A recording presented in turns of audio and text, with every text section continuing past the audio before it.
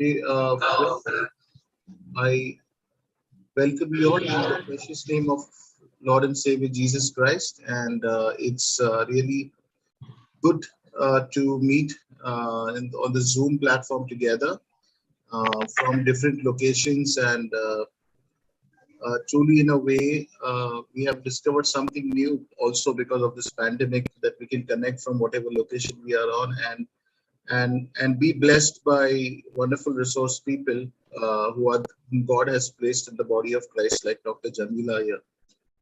Okay, just a quick introduction. Dr. Jamila Koshy is a psychiatrist by practice. She graduated from the Armed Forces Medical College, Pune, and completed her postgraduate studies in psychological medicine from the University of Mumbai.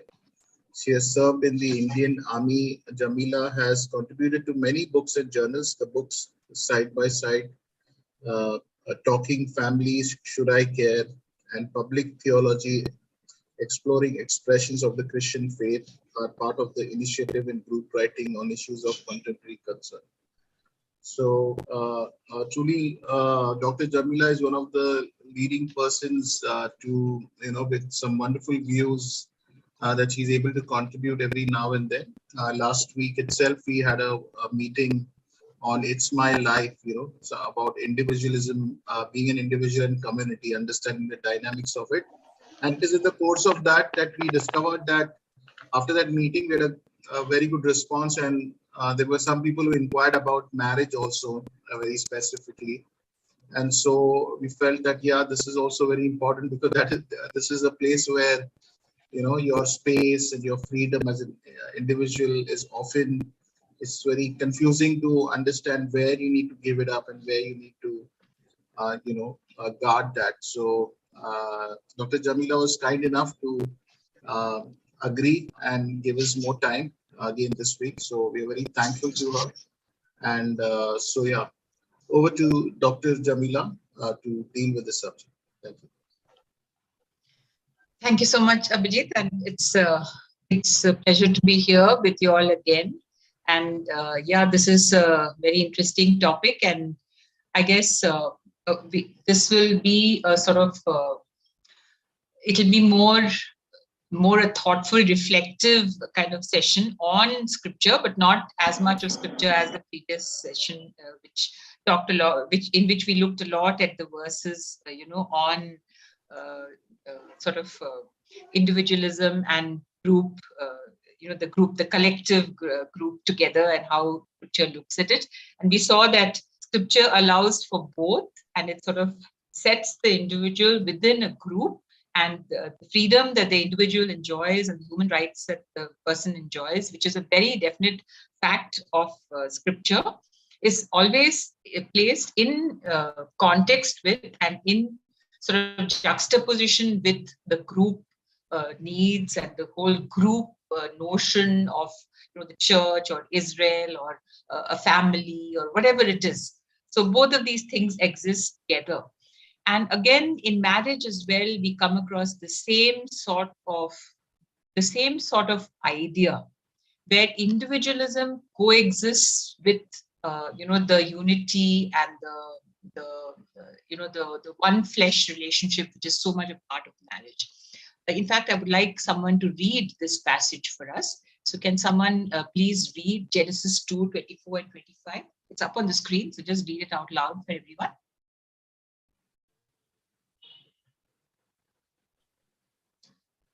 Okay, should I do it? Yeah. Anyone? Genesis chapter 2, verse 24-25. For this reason, a man will leave his father and mother and be his wife, and be united. And they will become one flesh. The man and his wife were naked, and they felt no shame. So the man and his wife were naked, and they felt no shame. For this reason, a man will leave his father and mother and be united with his wife, and they will become one flesh. So this is, of course, the sort of defining passage on the unity of the man and the woman. And this is quoted several times in scripture. After that, Jesus himself quotes it to point out that the essential unity of the husband and wife is likened later on to the mysterious kind of unity that Christ and the church enjoy. So just like Christ chooses, to be identified by his relationship with the church, where he's the head and the church is the body, and they're united in one sort of in one entity, so to speak. So the husband and wife also are united in this close relationship where one is identified by the other. Look so close. In fact, the word which is used for united is the word for kind of sticking. It's like, if you use Fevicol or not Fevicol, Feviquick or something like that with on something, when it sticks, if you try to pull it apart, your skin peels off. No, so it's that kind of close relationship. It's kind of building together that is supposed to happen between the husband and the wife. And so this kind of intimate relationship it's showing this kind of unity. No, you're becoming one. So it's not that the two people are sort of melding into one person, but they're showing a united front in all these various areas which I've listed down. Perhaps you could even add more areas, right? And along with that, the second verse talked about the husband and the wife were naked and they felt no shame.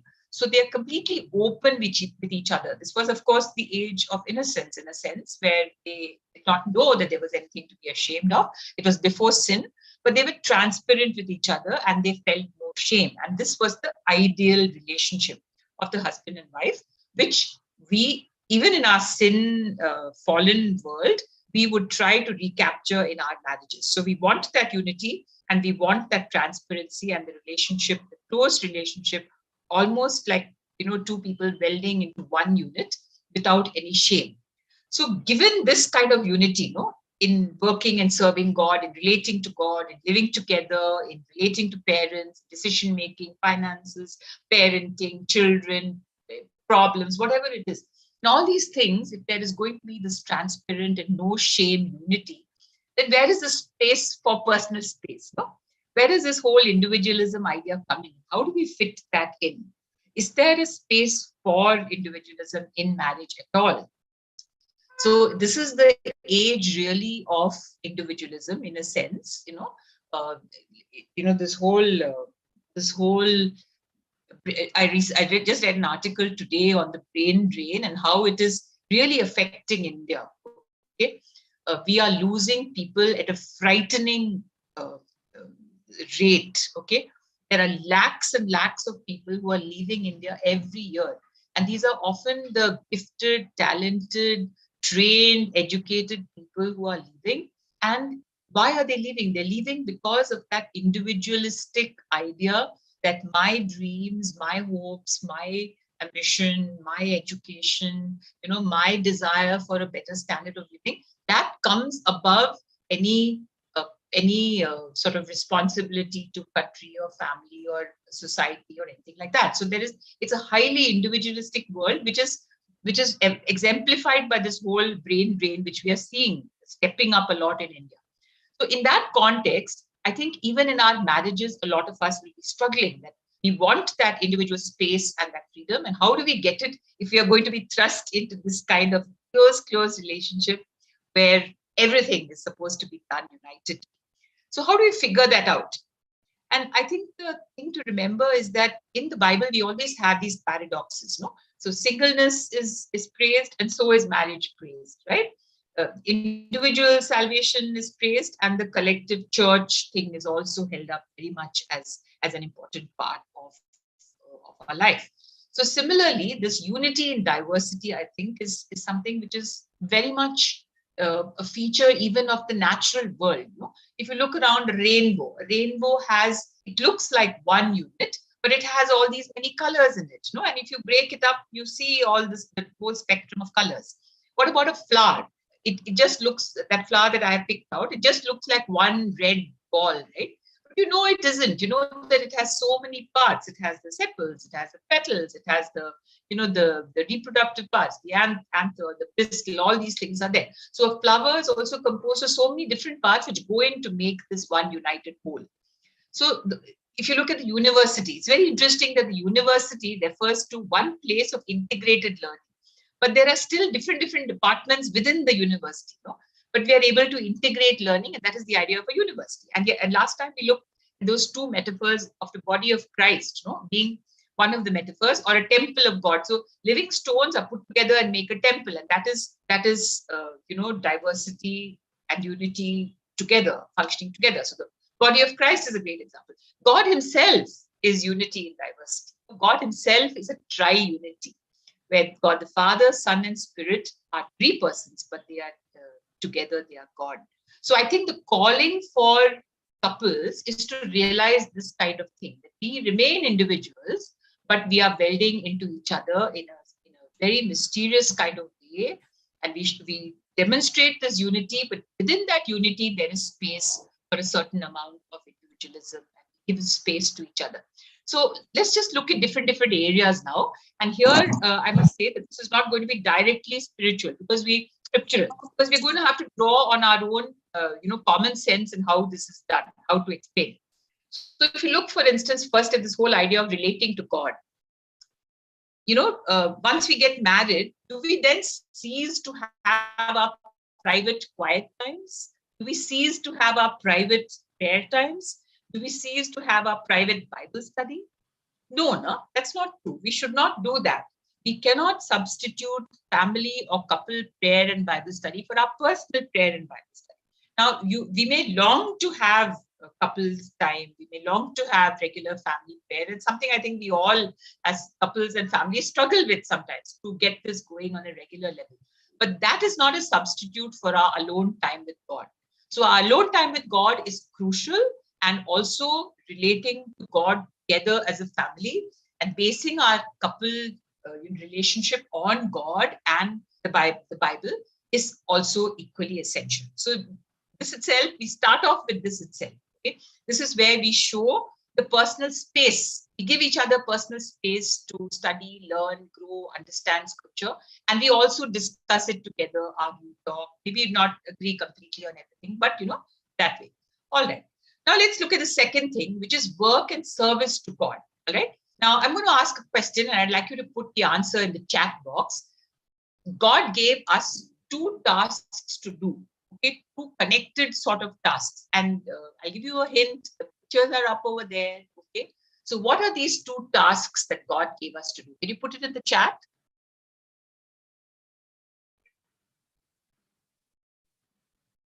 All human beings, and particularly Christians, have these two tasks to do. Maybe they can unmute and answer also. You can unmute and answer also. We're not a very large group, or you can put it in the chat as you like. Yeah. Any ideas, responses? Would you agree with what I've said? What are these two connected tasks? Yeah. What are the two tasks, anyone? The Lord gave in the beginning in Genesis. Anyone would like to answer quickly? To multiply. Yeah, that's one. Correct. There's one more, right? Okay, but along with multiply, what are they supposed to do after multiplying? Work. Work and take care of the earth. No, it says Genesis 1, 26, 28 onwards. Be fruitful and increase in number, rule over the fish of the sea, etc., etc. Okay, so the idea was to rule and take care of the world. So the stewardship of the world and all its citizens, all its people, all its animals, all its societies, cultures, everything that is going to be created in the world. Everything that the earth sustained, we were to be the stewards and caretakers. So I've drawn this picture here. I mean, I've not drawn it. I picked it up from the net. This picture of, I think, the Catholic idea of stewardship. Okay, so you are looking after the world. You're watering the tree and the globe. That very interesting picture that they got. And this other picture at the side, I've put there to symbolize it. Look, all these activities on the earth. No? Whether all these people, all these buildings, all the offices inside, whether it's hospitals or schools or offices or factories, whatever it is, and all these people who are going to these different places, all of them, we take care of each other. And all these tasks that we have sort of built in to looking after the world, that is our job, something to do. That is our God-given task to take care of all that. And this, of course, is the second task. Any ideas? I think this is quite a clear picture, right? Making disciples. Yes, Jesus telling the disciples to go to the whole world. No, so this is the Great Commission. It's a very lovely picture there. No, that the globe behind and Jesus telling the disciples to go.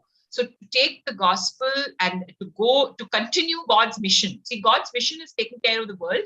After sin, we have to go back and tell the world to come back to God and renew their mission. So this reconnecting to the old mission and to God is what the second task is. So now these are the two connected tasks that all Christians have to do, husbands and wives in their couple relationships. Now each person has a smaller task within this larger task. Okay, so all of us have some role in this.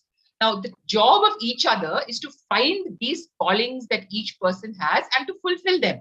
Now the husband may have one calling and the wife may have another calling. So you don't necessarily have the same calling, but then you help each other to find your callings and to fulfill them. And in the process of doing it, you're giving each other space. Hopefully you will not be jealous of the other. Hopefully you will not feel insecure and bad about your own gifts, that my gifts are so poor, the other person has better gifts. We may all struggle with this sometimes, that my partner is so gifted and I am not, okay? But then we should get out of that and realize that God has called all of us and given us gifts, and he wants us to use them for his glory. So all the work that we do, all the things that we do in church, in work, in service, all these things, we help each other to fulfill our callings. That is how we show unity as well as personal space and individualism. Now, whose is the primary responsibility? The primary responsibility lies with the doer of the task. Okay, so if my task is teaching or healing or encouraging or counseling or whatever it is, the primary responsibility for carrying out the task is mine. My partner will support me. Okay, he or she cannot take decision for me. This is how it should be done. This is what you should do. Whatever. That's how we give personal space to each other again, so that the carrying out of the task is the personal responsibility primarily of the doer, but the other person, the partner, is supporting them. Now, in the process, I have an important question to ask. We help each other. Primary responsibility to help, you said, no, is to help each other to fulfill our primary responsibility. Now, Genesis 2:18, for instance, says that God said, it is not good for the man to be alone. I will make a helper suitable for him. And this passage has been often, quoted to say that the woman is created to be a helper for the man. Now, my question to you all is the man also to be a helper of the woman? Any answers? Is the husband also to help his wife, or is only the wife to help her husband?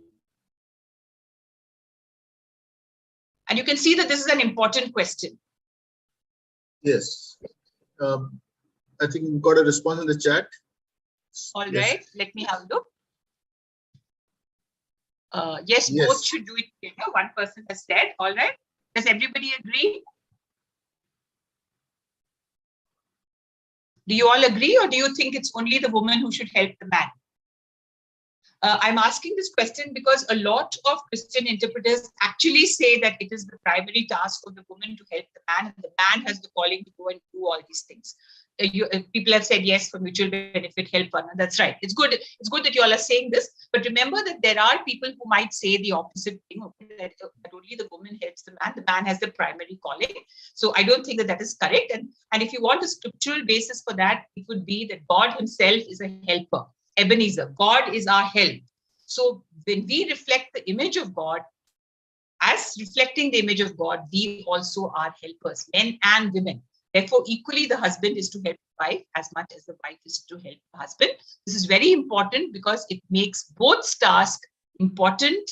The husband helps the wife helps the husband. Okay, let's go on. Next thing that we should look at is in daily living. How in daily living, managing the home, how do we show both this unity as well as this giving personal space? Now, some of the biggest quarrels that you have in marriage are who should do what, okay? Who should do what? Who is going to cook the food? Who's going to do the shopping? Who's going to manage the finances? Who's going to do this? Who's going to do that? And in the process of deciding, you must remember that we're often conditioned by society and our own families into a certain thing being right.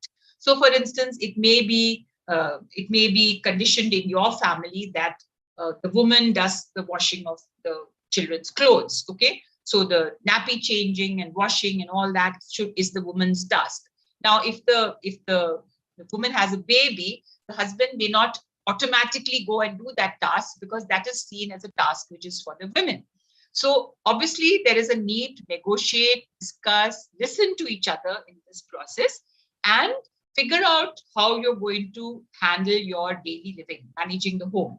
And a good tip for this is function on your skills and gifts and interests for leadership in this, but continue to help and support each other. So one person who is really good at cooking may choose to do the bulk of the cooking, but the other person may choose to come and help. Okay. One person who's really good at, who's maybe a good driver may choose to be the primary driver, and the other person may choose not to be, to not to do that. So it's up to you how you figure this out. Don't worry about conditioning and all that. Just do it whichever way is working for you all. Okay. Okay. Now, why is it stuck? 1 minute. Okay. Now I'll point out here one thing, that if we do things together, it is less efficient with time. Okay. So if you break up the tasks and you do this and I'll do that, then it is quite likely that you will get a lot done. But particularly in the early years of marriage, your task is not so much to get the work done as to become one flesh. So if you are going to want to become united as a couple, doing things together is more efficient in carrying out that part of your task. Okay, on getting, on learning how to adjust with each other, on sort of rubbing off the edges and learning to sort of accommodate each other and fit in with each other. For that, if you want to try to do more and more things together. One person may lead, but the other should be around, help, support, that sort of thing. Okay. Next important area where there is unity as well as personal space, parents and extended families.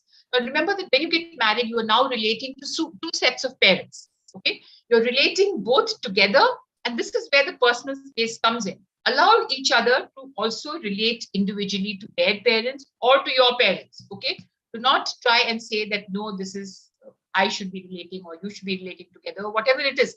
Give each other the freedom to relate both together and alone. Now remember that neither set of parents is more important. And again, this is countercultural because in our country, most of the time, the boys' parents may get a certain amount of preference in our society. But that's not biblical. According to the Bible, honor your parents. So you have to honor both sets of parents. Now remember that the primary responsibility for how to do this should rest with the person whose family it is. Okay. So on the wife's side, the wife may sort of give guidance to the couple that this is how we should relate to them. Okay. So for instance, my mom likes to handle all the things in the kitchen herself. Therefore, we should not interfere with that. We should just sort of accommodate that. Or his dad may like to take a walk every morning at 5.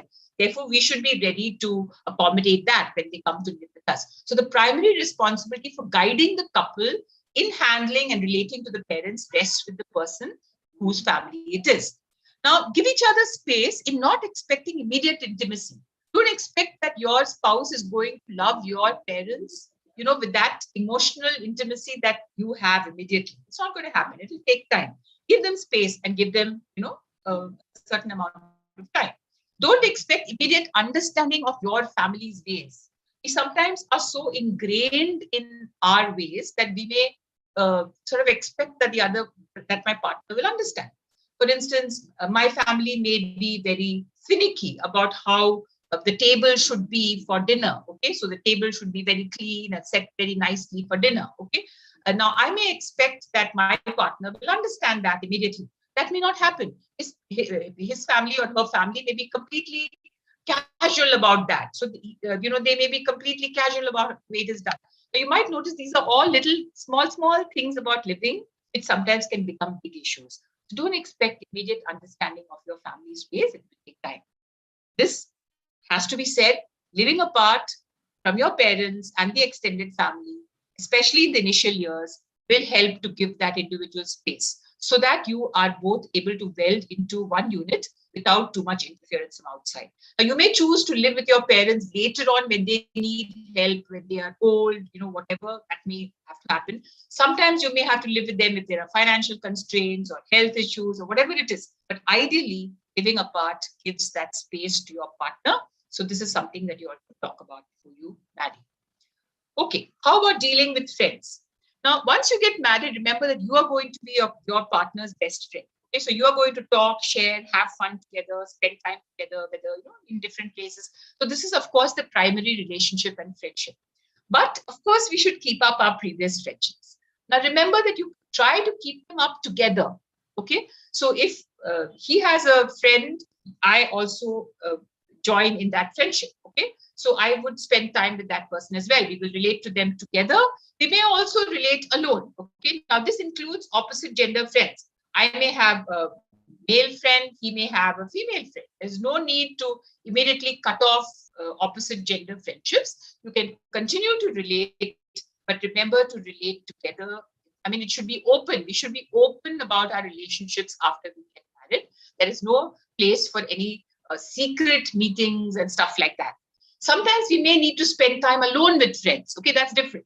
For instance, there may be some hobbies that one partner is not interested in, maybe some games or something like that. Maybe some special time, some work issues come up.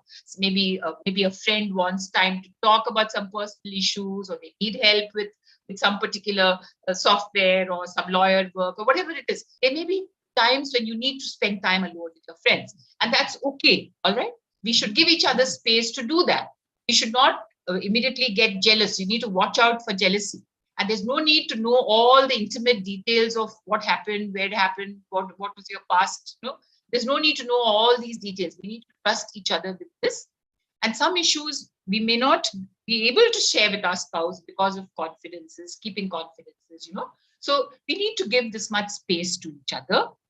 And at the same time, we need to not abuse this with each other, remembering that our best friend now is our spouse. Okay, so don't substitute your spouse with anyone else. So this is the ideal way to handle friends.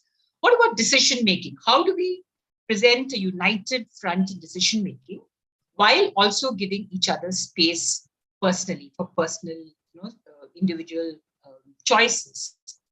Now, as you can see from this picture, the major decisions should be made together.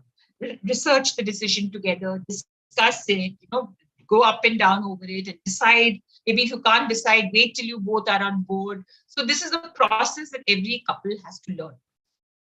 Who takes the primary responsibility is again an interesting question here. And I think the primary responsibility for the decision should be with the one who has the skills and knowledge closely connected to that issue. So suppose you are a teacher. Obviously, the person who is the teacher in the family may have more inputs to give in a decision about the children's schooling. A person who is a chartered accountant may have more input to give about how to invest the money. Okay, so whatever it is, the primary responsibility and input will come from the person who has the maximum skills and knowledge in that issue. And the other partner should not feel this is a threat. The other partner should be happy about this, that my partner is giving this input and it will benefit me and us as a couple. Now, specifically,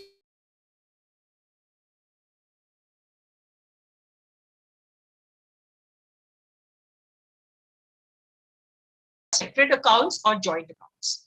Or, should I pay for this or should she pay for this? Or my EMI, I'm paying more EMI, she's paying less. So I hear all sorts of things, about this financial issue. But the issue is not about whether you have separate accounts or joint accounts. That, after all, you may have tax reasons or different reasons why you have to have a separate account. You cannot be able to put all your money in joint accounts, whatever it is.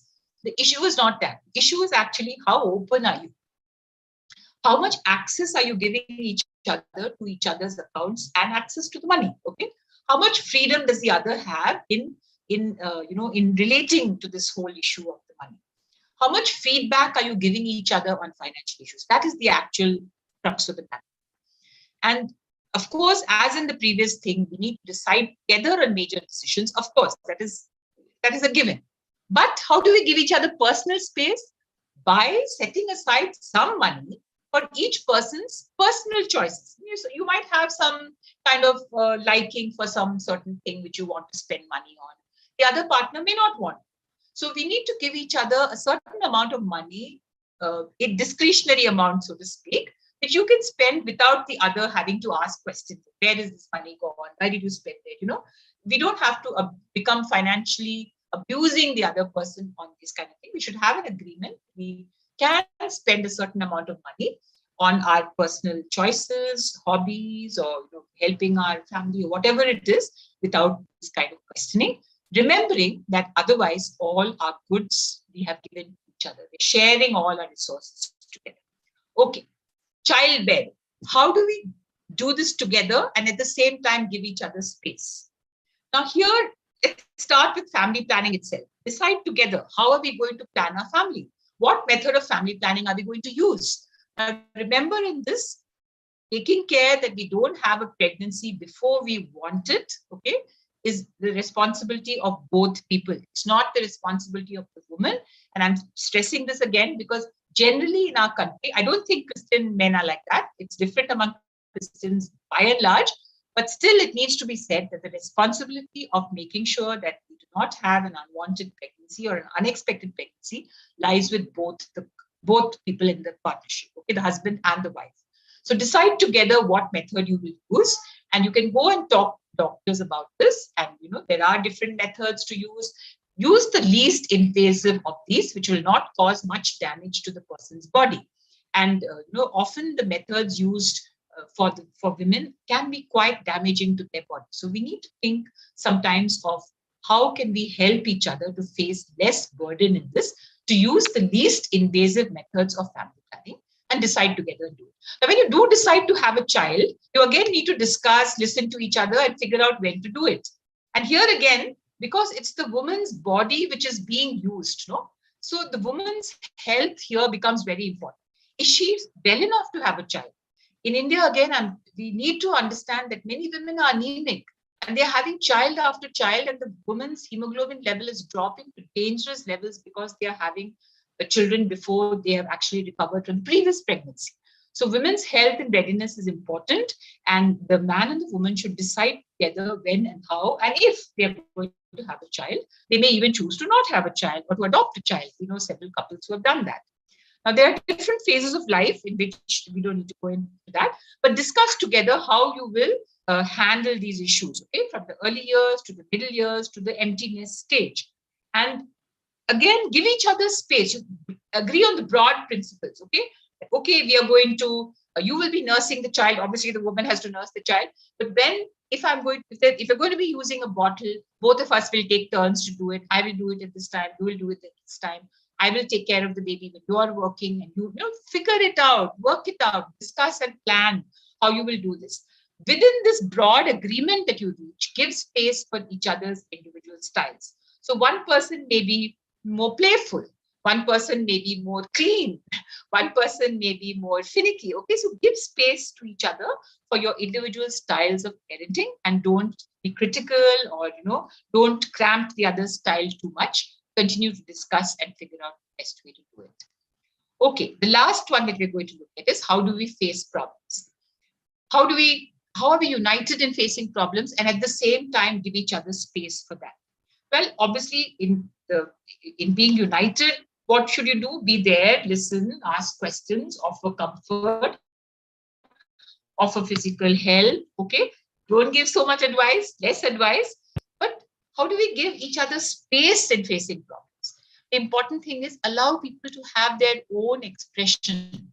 Some people, for instance, if they are grieving a parent who has passed away or something else, some people may cry a lot. Some people may not cry. Some people may choose to become very silent. Okay. Now, you cannot force the other person to talk. Give them their space. If they need to be silent, if they need to mourn, allow them to have that space.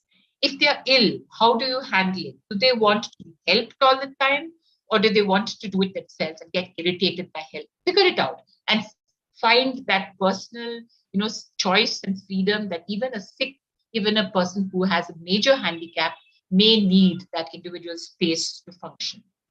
Problems at work or with family or even with each other. even if I have a problem with my spouse or my spouse has a problem with me, give each other space in how you express it. Now, you cannot say that if you have a problem, we have to sort it out today night itself.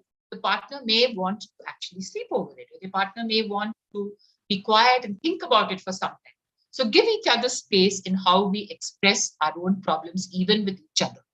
So roughly, this is what I wanted to share, that, among all, in all our issues, whether it is, time with God, in our work, in our relating to parents and friends, our decision making, we do things together, but within that, there is always space for giving each other space. All right, so let's look quickly at these 4 or 5 case studies, like I did last time. And you can tell me what you think about giving each other space here as against being united. Okay, being united and giving each other space. How do these two fit in? So let's look at the first one. A husband wants to know when his wife will be back. She has gone out somewhere, perhaps on work, perhaps something for family or friends or whatever. And he calls her 30 times if she's late. Okay. What do you think?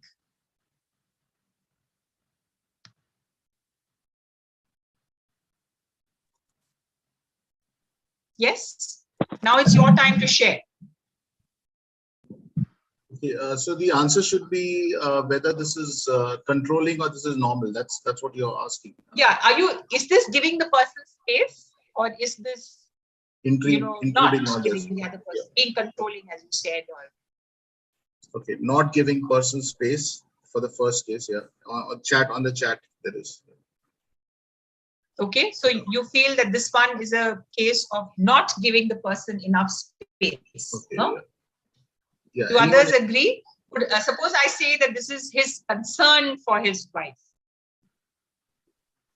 I think the husband has got a psychiatric problem if he's calling his wife 30 times. Okay. Maybe he's over anxious. That's possible, right? So sometimes anxiety is also can be very difficult for the spouse. If you're over anxious and over possessive and over worried, okay, it can cause a lot of problems, because obviously his wife is comfortable with being out, but he's calling her 30 times. So you can see where there is an infringement of the personal space of the wife, right? Do you agree? Would everyone agree, or is there any disagreement here? Someone said something in the chat. Have I missed anything? Not giving person space? No. Okay. Let's look at the second one. Sanya develops a hormonal problem that is being treated, and therefore she's unable to conceive. His parents keep asking when they will have some good news. Okay, that horrible question all young people will have to answer. So what should David do? How does he, how should he manage this? I think there are still some responses coming to the first case on the chat. Okay, right. Let me have a look. Why can't the wife inform the husband if it is late? Okay. And the one above that. Okay, so you feel that she should have informed the husband. Huh? No, I think the thing here, the case is that his wife is out and she didn't know perhaps that something's going to happen. So that's why he wants to know when she's going to come back. And she's maybe not able to tell when she'll be back. Maybe there's an event which has not finished, right? There may be some dinner or something like that. So that was what I was thinking of when I wrote this case. I was thinking of a particular instance which happened. In fact, it was not 30, it was 56 times that guy called. I guess if it gets too late, like maybe for 3-4 hours, then I think the wife should also understand that there's somebody who loves you and is waiting for you too. So I guess it's like if it gets too delayed, then I think we should at least by text or something, or take somebody else's phone and text your husband that, okay, I'm going to be late. Okay. All right. Okay. So you feel that would have helped. All right. Fair enough. She should text him so that he does not. But then even if she texts that I'll come back in 15 minutes, if he keeps on calling, then after 15 minutes, if he calls, if she's another 5 minutes late or whatever. Yeah, that's bugging. Okay. All right. Let's go to the second one.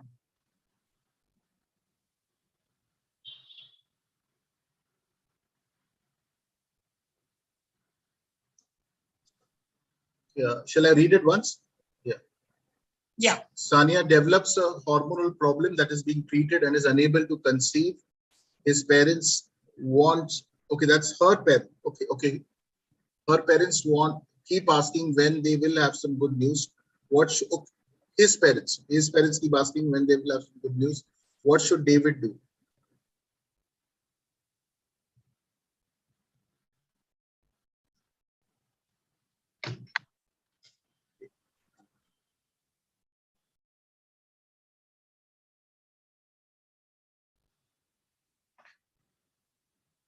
When you say his parents, that is David's parents, isn't it? David's parents keep asking. David's parents, yeah.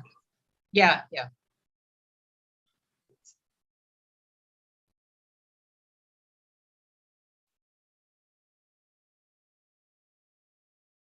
Okay.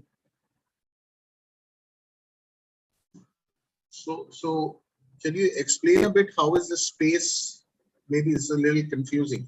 So the possibility is David. She's unable to conceive. Okay. We do not know when she will be able to conceive because she's developed this hormonal problem. Okay. So now what should David do? This is a common enough problem. Okay. Mm-hmm. Yeah, there is a response in the chat. No obligations to reveal anything to the in-laws. Okay.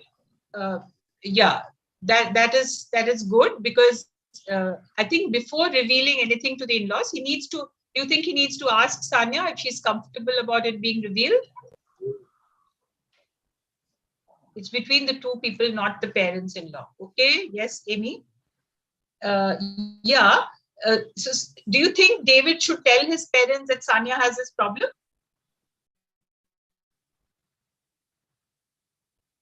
Yeah, I think one person has said Amy David says no. Tell the fact. David can tell the fact. Yeah, he can tell the fact, but do you think he should?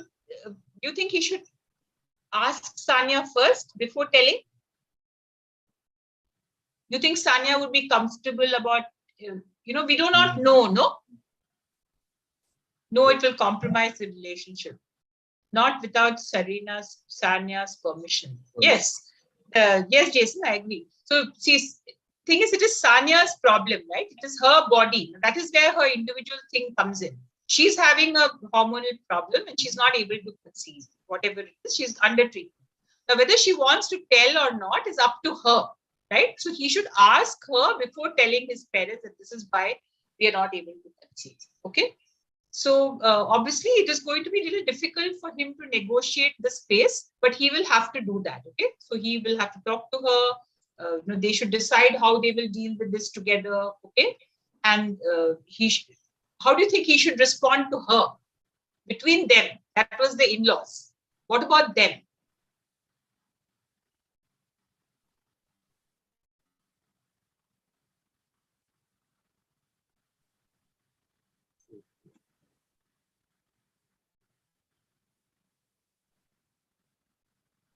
He needs to support his wife unconditionally. That's a response.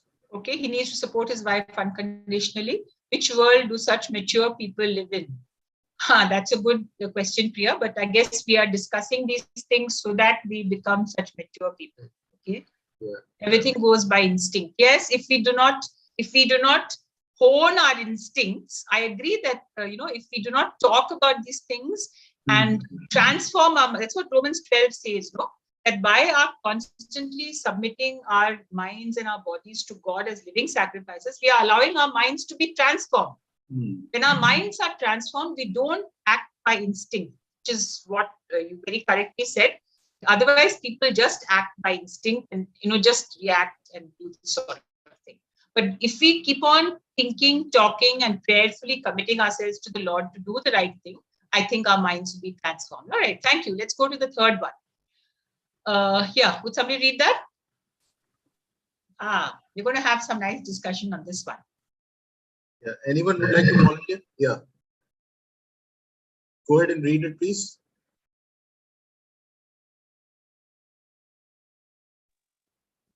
Yeah. Okay, I'll read it. Yes, Stuti, go ahead. Okay. A husband who wants to go out with his friends every Saturday to the clubs and a husband who wants to go for the men's breakfast meeting every Saturday at church, how should the wife react? Wives, sorry. Okay. Yeah. All right. Yeah.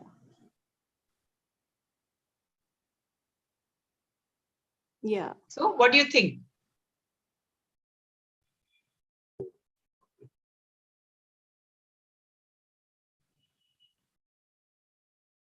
So is it okay to go for the men's breakfast meeting at church, but not okay to go to the club? Or is it okay to go to both? Or is it okay to go to the clubs, but not okay to go to the men's breakfast meeting? What should the wives do? How should they react?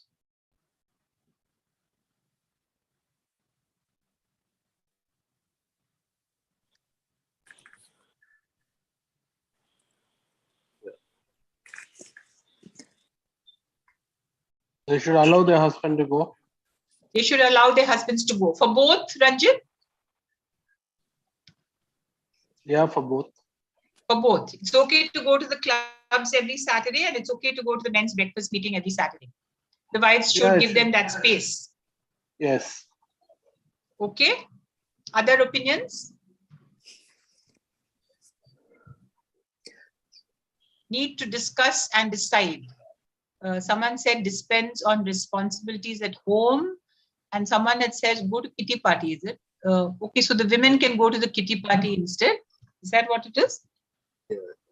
Everything goes by instinct. Okay, so the wife can go to a kitty party when the husband is going to the clubs. Okay, wives can give space if not a problem. So there are wives.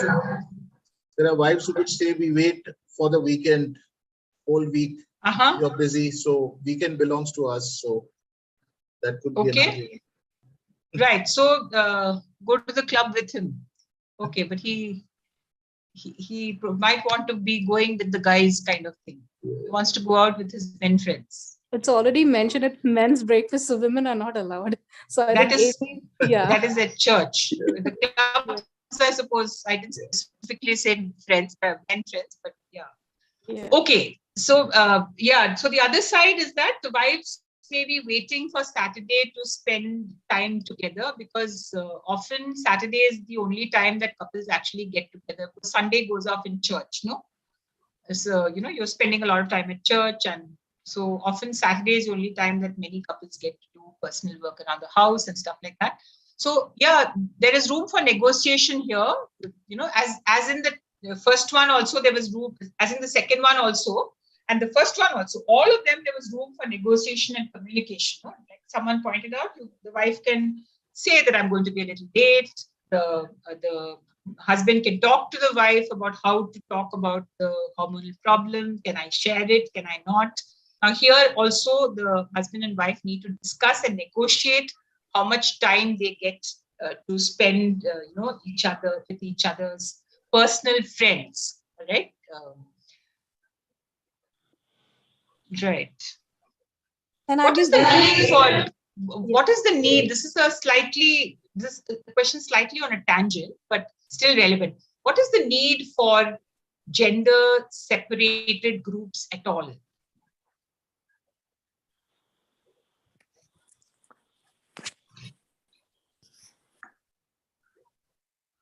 Give men more privacy.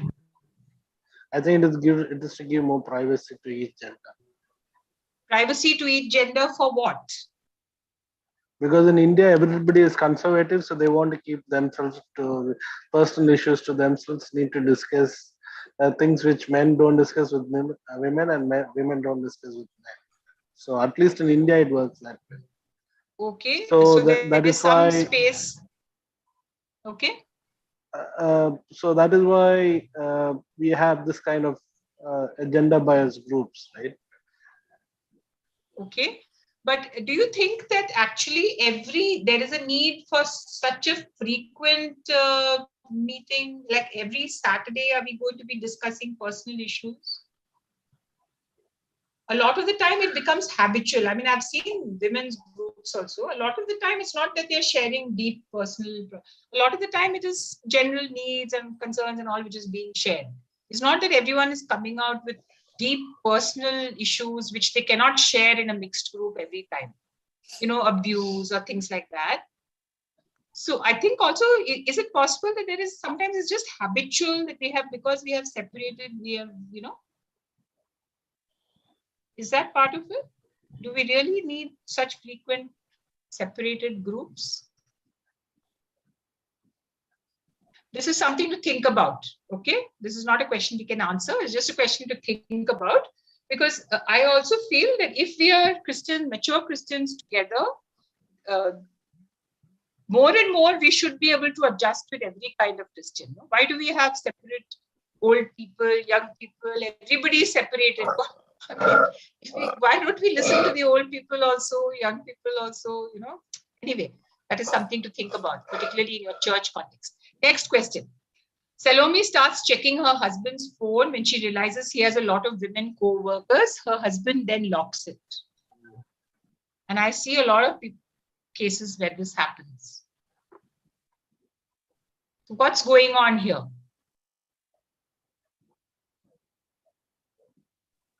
Trust issues. Trust issues. Is this a violation of personal space? I Yes, think it yes. Should one's phone be off limits to one's spouse? What do you think?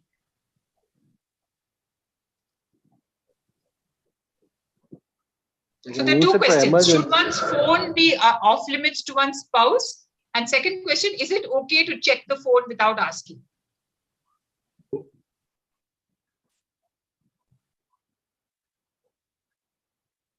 So there are two questions, right?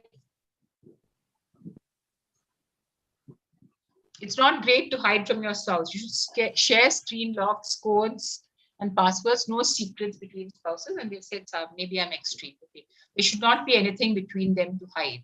Okay. So that's what some people think, that there should not be. So you're ideally speaking, what do the rest of you all think? I think asking is respectful. You can just ask. At the same time, there should be no secrets. Both the ways it should be. Okay, all right. Interesting. So you're saying that you should ask, but it should not come as a no, right? You should ask and the other person should say yes, because there should be no secrets between you all. Okay, interesting. Both can check each other's phones. Okay. Yeah. So yes, thank you, Ajay. Yeah.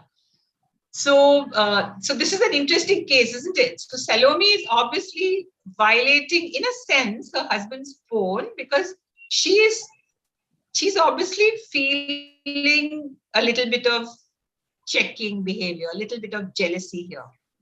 Okay. And if this persists a lot, by the way, this can become a problem. It requires therapy. But her husband locking it, what does that show? Husband is not locking it for the wife. He's generally locking the phone. No, he starts locking it when she starts checking. First of all, the wife shouldn't check. So there is privacy violation. First of all, violation. the wife shouldn't check. Yes, first of all, she should not check without asking. That is definitely sort of very aggressive kind of behavior. She should ask him or something like that. But then if he is locking it, that could mean two things. No, either he has something to hide, as someone said, or he is irritated by her behavior. Okay. If he's irritated by her checking and violating his space, so to speak, he may react like this. So this is kind of this complicated dance that people play. Okay, this sometimes can happen. All right, let's look at the last one. So you have Philip, a CA, who tends to take the financial. Yes, yes, sorry. I just like to butt in here for that. Yeah. I did not know this, but I discovered this pretty late, to my regret. But privacy is a human right. Yes. Every person has a right for privacy, just as food, clothing, shelter. Right. And if they need a space where they want freedom to operate their relationship the way they want, that should be respected, even in a marriage. I mean, true. That's. But how do you balance that against the Genesis picture of a transparent, open relationship? I just want to add to that what she said. Like, then what about why are people cheating? Like, even in marriage, after marriage, why do people cheat then?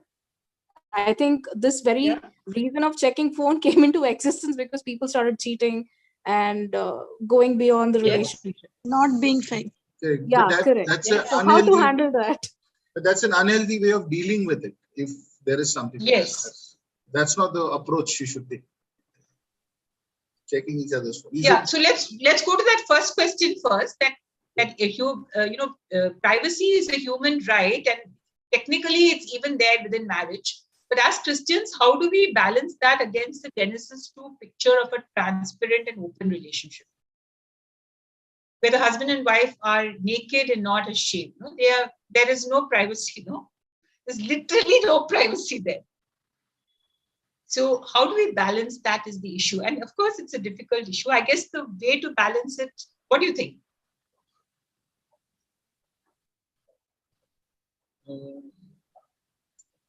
Perhaps it would be to talk and negotiate. No? If a person says, for instance, that no, I don't want you to check my phone, then you can't force it. You can only continue to talk and negotiate and say that, look, why would you not want me to see your phone? You can see my phone. Okay. So we need to have, so you can only talk and negotiate and show that you will feel happy and comfortable if the other person is more open with you. But with some people, it may take time. They may have their own psychological issues, the fear of opening up or whatever it is. So yeah, it may take time. All you can do is negotiate and talk it through. You can't force your way. You can't bluster your way into someone's confidence. That doesn't happen. Okay, shall we go to the last one? Philip, a CA, tends to take the financial decisions in their home, and Annie feels bad because she thinks he's doing it because he earns more. Though she is also a CA, she works only part-time. Okay, so often women work part-time, so she is not earning as much as he does. So he takes the financial decisions in the home, and she is upset because she says he's doing it because he is earning more than me. Now, where is the personal space here? Where is the unity? It is, technically speaking, it is Philip's money. The bulk of it is his money. He's taking the financial decisions.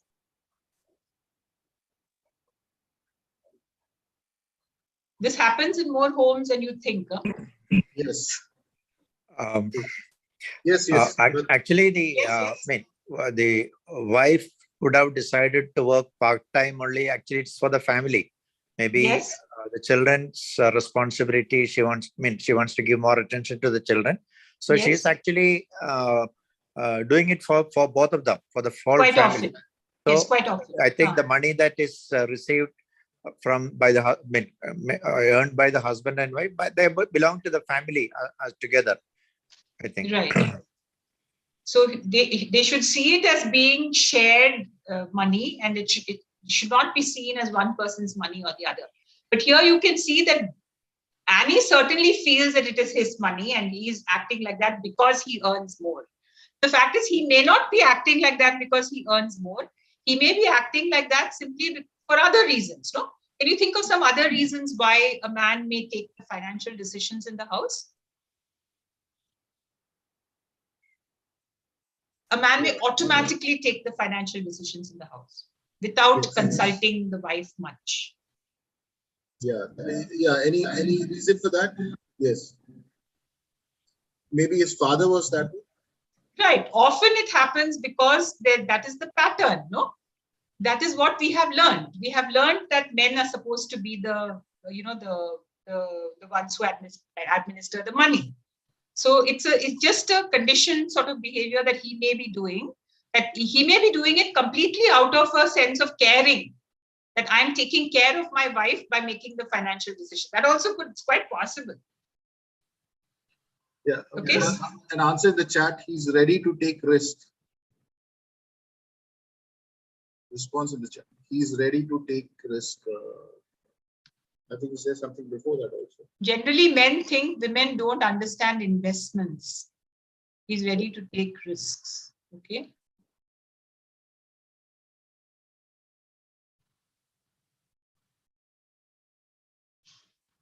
Okay. Okay, so yes, there are different reasons. It's possible that he may feel that she doesn't know anything. That's also true, as someone said. So obviously, there is a need to talk and negotiate here again, because the unity here is kind of being lost. Okay, it's not so much personal space, but there is no unity being shown in the decision making here. So that itself is where the problem is. Okay. All right, so these were roughly the things that I had to say, and I thought we'll leave some time for questions if you want. Is there time, Abhishek? Yes, we can go ahead. No problem. People are free to drop out if you're getting late, but this is definitely very interesting, and you are welcome to hang out here. Yeah, if you'd like to get in touch with us for Moses topics, and you could suggest also, we could organize it for you. Please send a message to NMBF Coffee Chats. The number is on the in the chat. Yeah. So any questions, any comments, anything we can discuss together as a group? Yeah. Yeah, I thought that response to the wife probably doing part-time job because she has to take care of children. Yes. Also has a patriarchal bias to it, because woman can work part-time if she wants to without having kids, without looking after children. I mean, she could. Yeah, it's just that usually it happens when they have children. Usually that's the pattern. Right.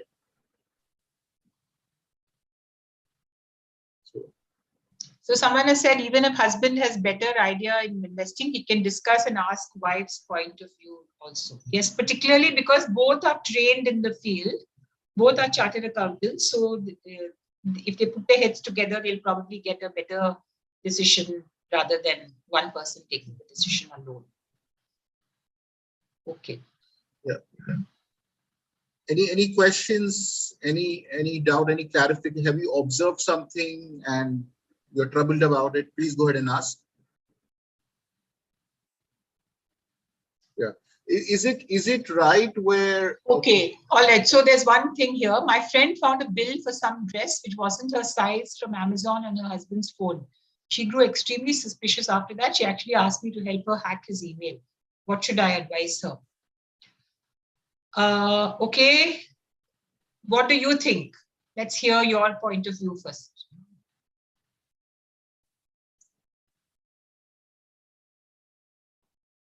I told her to confront him. Okay, I would agree, but I wouldn't use the word confront. I would use the word discuss first, because it's quite possible that he bought it for her birthday and he didn't know her size. Okay, it's possible, right? It's pretty possible. I don't think it's necessary that he might know her size. It might be for her. It might, whatever. He might not know, no? So rather than going into it with a confrontative attitude, go into it with a open mind. Don't be accusatory in her approach, but talk without sort of offending him right at the beginning. Okay.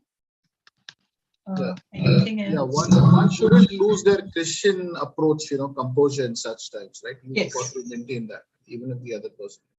Maybe he could have bought it for his sister's. Yeah, there could be 1,000 explanations. Somebody else may have used your Amazon gift voucher, whatever, maybe 1,000 things.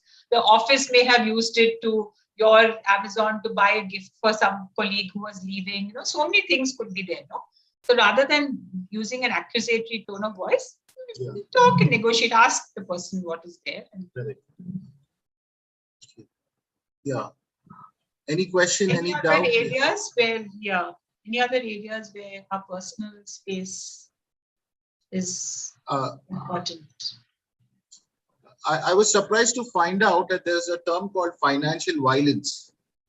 Okay. And in UK, you could be arrested for committing that, which is controlling your wife's finances. basically. But here in our in India, probably in other places also, husband and wife, they have joint account, and many husbands, because we live in a patriarchal society, micromanage their wife's finances. I mean, 100 rupees goes, they get an SMS, 200 rupees, and they keep tabs on that. So, any comment? Is that part of Christian marriage, transparency and unity? It's a very patriarchal, patronizing kind of attitude. If it is happening because he thinks his wife can't manage, it would make more sense for him to, if the husband is more trained in financial matters, then I think it would make more sense for him to help her to also get as competent as he is at financial matters, by helping her to deal with it on her own, so that if anything happens to him, she is not left stranded and unable to cope. No, how does it help to just police her? Rather than police her, he should be training her. No, if he has extra expertise, share it with your wife so that she is able to also learn. And if at all you get sick, or God forbid you die, then she is not left stranded, but is able to cope with the issues and is competent to handle financial matters. So yeah, doesn't make any sense to police. Yeah. Anyone asking question? Please go ahead. Yeah. Earlier you commented that we live in an age of individualism, right? You said that. So to how correct it would be to measure Adam and Eve nakedness and being so transparent, to how we are living right now, because people have changed in their mind, in their thinking, and it's a principle we follow. But if we try to make that into an absolute, where even for example, finances are open, and a wife cannot, if she wants to send money to her parents, or buy something for a sister or whatever, so the husband, in the name of Genesis, controls that. Is how right is it, that comparison, if we make that reference point in its absolute sense? Well, we always look at the ideal and we try to copy it as much as we can. So the creation picture before sin is obviously, in a sense, what God intended us to be. So now, obviously, we're not going to go back to not wearing any clothes, but otherwise, that openness, I think it's a good thing to follow, right? Now, if the person is abusing it to control, then that is not openness, that is control. That is not at all what Genesis picture is. That is an abuse. That is definitely a Genesis 3 pattern where man is ruling over woman. If he's trying to police how much he's spending or whatever.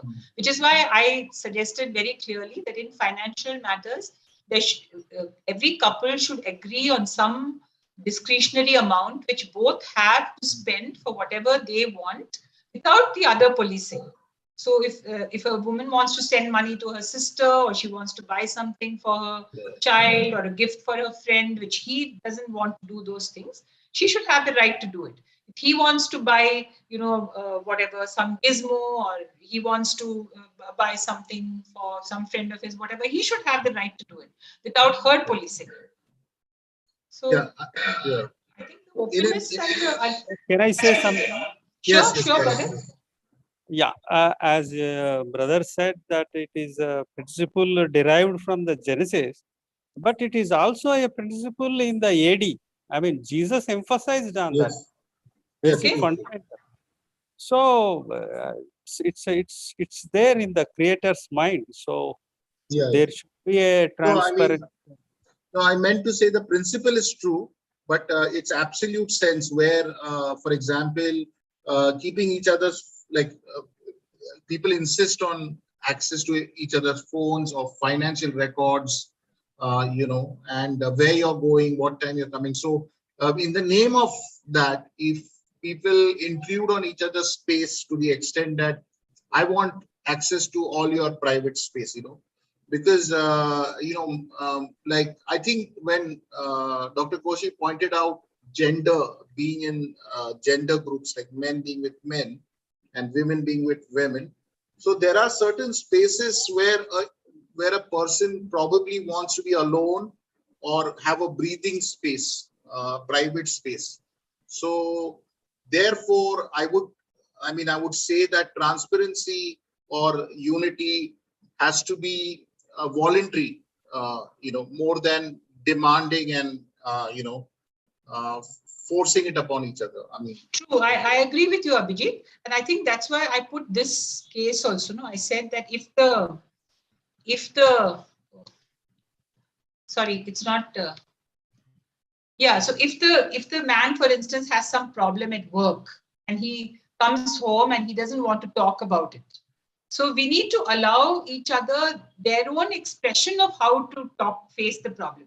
We can't force that transparency. We can't force them to talk. We have to give them their space. That is where the personal space fact comes in. correct. Often when husbands come home from work, they may want some time to unwind, for instance. Okay, that is very common among many people. When they come back, they don't want to talk for some time. They just want to maybe have a cup of tea or relax, have a bath, read something. They don't want to talk and say what's happened and all that at that point. So an understanding partner will give them their space and allow them that, and not force immediately tell me what happened. You're right. We can't force it.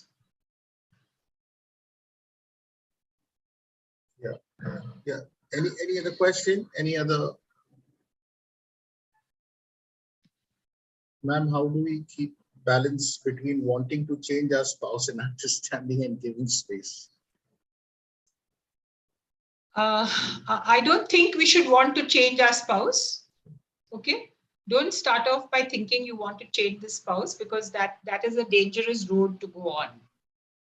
So we should accept our spouses the way they are and accept that they may never change from what they are. And you married them knowing that they are like that, right? So if they change or not, that's up to them. And it's their own walk with Jesus, which will help them to change.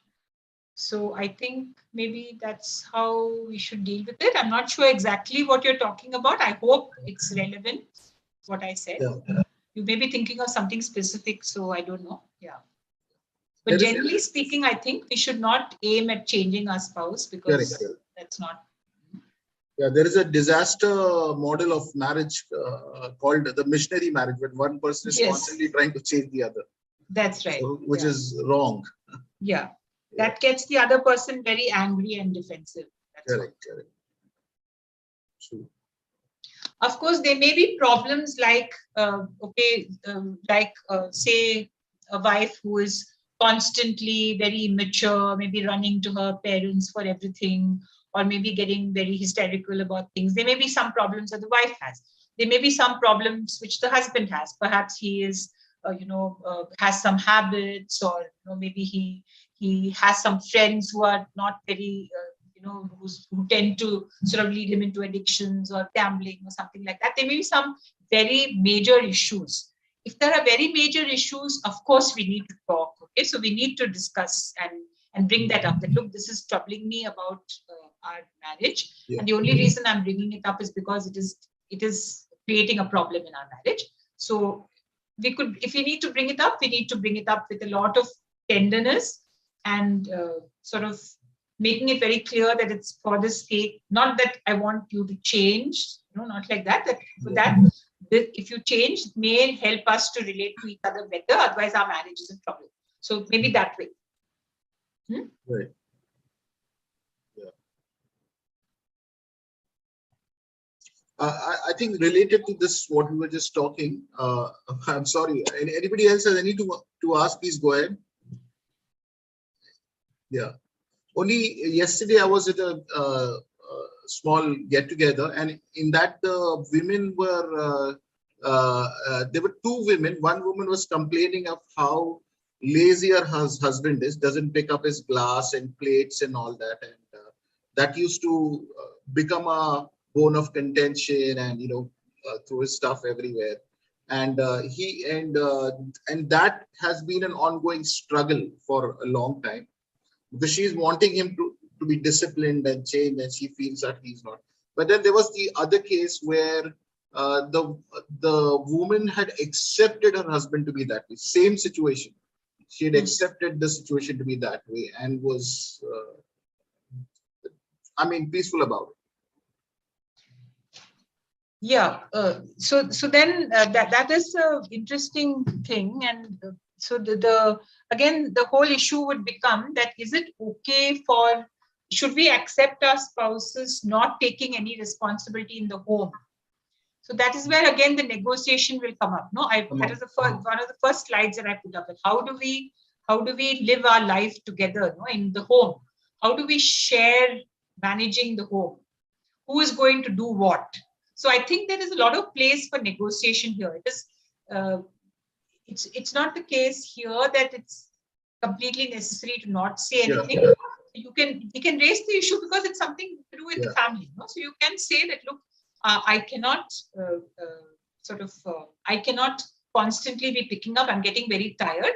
So I don't mind doing the cleaning up and picking up the plates and putting them in the sink and washing them. I'll do it in the morning, but perhaps you can do it in the afternoon, or so you can negotiate, no? Right. So you don't have to become a doormat and do everything because that other person is not willing to sort of take any responsibility in the house. So there's always space for negotiation here. So it is not trying to change the individual, but it's trying to change the pattern of responsibility in the house. True.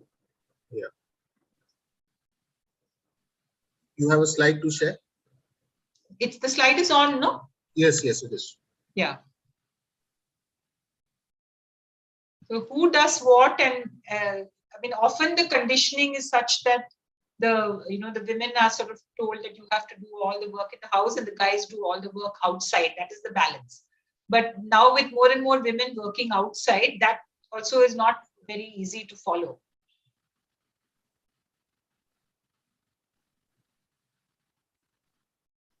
Okay, so I think that's all the questions we seem to be having today. Sister, yeah, you said there is a space for negotiation. That is true, but if they are adamant about it, they don't respond to the negotiation, or if they are not sensitive to the others' expectation or needs, then how to deal the issue? How to deal with it? Yeah. See, I think often people are not. People tend to get into arguments and fights over this rather than expressing it in a healthy communication way. So we probably need to update our communication skills. Often when people discuss this, it becomes an accusation. You start saying, you don't do anything in the house. I'm tired of doing everything in the house. You are irresponsible. I'm tired of being the servant maid in the house. So if it is said like this, the other person instinctively becomes very defensive or angry or, guarded or something like that. This, I'm not going to do it. It's your job. Forget it. So it becomes a fight. So the whole method of communication has to change. So rather than saying that you are useless, you're not doing anything, the pattern has to become different. So maybe you will say something like, I'm getting very tired doing this. I find that I'm not able to manage. I need help in doing this. How are we going to work out a better way of, keeping our house clean? So now we are making it clear that I'm not responsible. It is our house. We have to keep our house clean. Right now, I am finding that I am having to do a lot of it and I'm not able to manage. So you're not being accusing, you're just saying your problem. So you're saying that, look, I need help here. I'm not able to manage and this is stressing me out. How are we going to do it? So now we are throwing the problem to the whole group and, the husband or children or whatever it is, or the wife or whatever. And we are making it a common problem of the family, that how do we solve this problem? So it has now, the responsibility has shifted to the larger group. We all have to sort this out together. So if that is the attitude, it is more likely that the other person will respond positively, if it is not said in an accusing tone. Okay? If they are still adamant and they don't do anything, well, then you have to figure out other ways to talk about it. Perhaps for one day you can just not pick it up. She's Okay, praying when listen, she's I'm tired. I'm not going to wash. She's my having a hands. praying session. Sorry?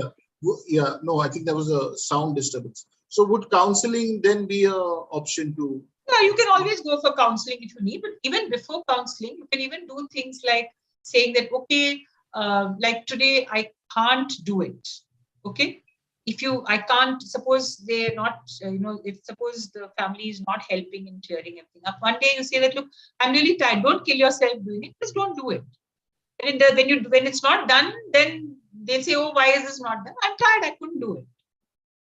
So then they might come to, realize how much you are doing and they need help. So you have to try different ways of communicating the message. But the main thing is that it should not be with anger. You have to constantly ask the Lord to help us to do it without anger, in a non-accusing and calm way. And that is our problem with the Lord. If we are getting angry, then that is our problem. No, that's not the other person's problem. That is my problem. Yeah. So I think, is that it then? Shall we close now? Yeah. All right. Thank you so much, Dr. Jamila. We are so blessed, and I feel so sorry for people who couldn't join today. This was a real treat and really fruitful session for all of us. May God bless you, and may God bless each of us as we continue our journey ahead. And hopefully we can even become agents to reason in situations of people where they are struggling after being equipped today.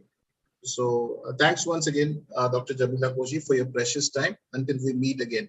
Okay. God bless everyone. Good night. Okay. Yeah. Bye. Good Thanks. night.